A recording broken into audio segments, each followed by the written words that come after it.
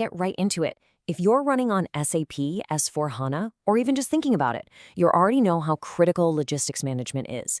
But today, we're going to zero in on one of the biggest, most fundamental decisions you have to make for SAP transportation management, how you're actually going to deploy it. And this isn't just some small technical checkbox you tick off. No way. The choice you make right at the very beginning, it's going to shape your data strategy, your system architecture, really the efficiency of your entire supply chain for years and years to come. So think of this as our decision roadmap. First, we'll break down the critical choice you're facing. Then we're going to explore the two main options, the in-stack model and the extra-stack model. After that, we'll talk about how to find your perfect fit. And finally, what the path forward looks like if you're migrating from an older system. Sound good? Let's go. Okay, so when you boil it all down, it really comes down to these two big paths. On one hand, you've got this deeply integrated approach, where TM is just part of your S4HANA core. And on the other, you have this independent hub that's connected to everything else. So the question is, which one's for you?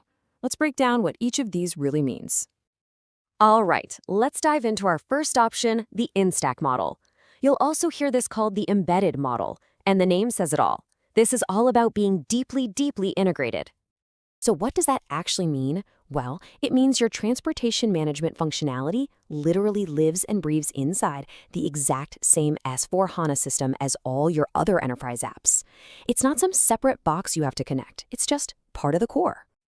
And the advantages of this are huge. I mean, think about it. Since everything's in one place, you're processing data directly. You can say goodbye to building and maintaining those clunky, painful external interfaces. Your master data, your transactional data, all of it is available instantly. This just slashes the workload and gets rid of that whole nightmare of trying to keep separate systems in sync. This isn't just a technical setup. It's really a core philosophy. SAP actually calls it the principle of one. And it sounds simple, right? But the implications for your data integrity, for your team's workload, they're absolutely profound. Let me show you exactly what I'm talking about. And this is the big payoff of that principle. Because everything is in one system, there's no need to replicate data. You go from what can be a tangled mess of copying data back and forth to a single, clean source of truth. You're not copying orders, you're not copying master data, it's just there. This is a massive win for data consistency, for real-time accuracy, and let's be honest, it's a huge reduction in headaches for your IT team.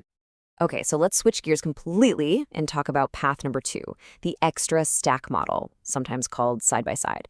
This is a totally different beast.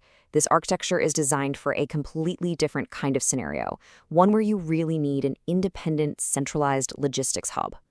So with this model, your TM system is its own separate instance.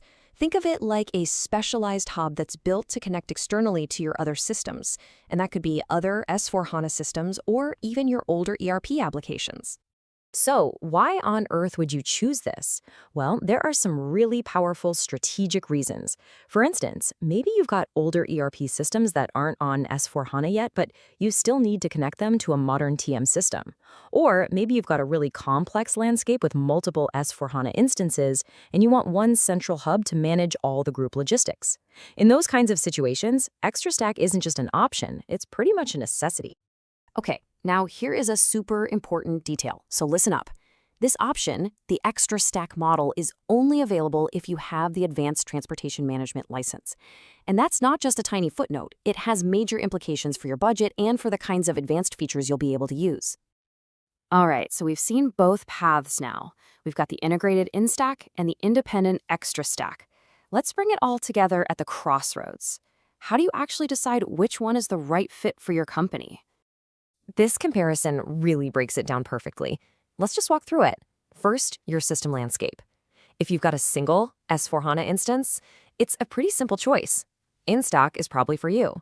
But if you're juggling multiple S4HANA systems or even older ERPs, you're going to need the flexibility of extra stack. And that, of course, ties right into data replication. In-stack with its principle of one doesn't need it. Extra stack does. So it really comes down to your primary use case. Do you need streamlined logistics in one system, or do you need that powerful central hub for many systems?